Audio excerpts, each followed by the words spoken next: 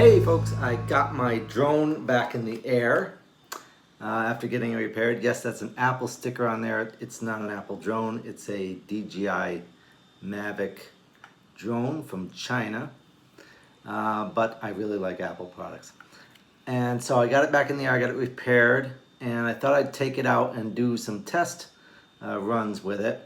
So I took it up to a place called Republic Dry Docks in Danao, on the border of Danao and Carmen here on Cebu Island.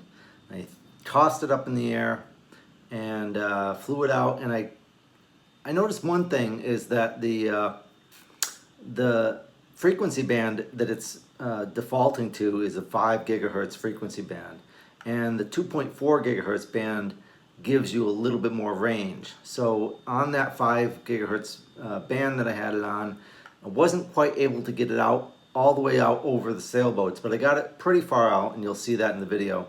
And then I took it over the top of some sailboats and looked straight down. Got some nice video of that, some really interesting looking images. So here is my repaired drone first flight over the water here off Cebu Island. Enjoy.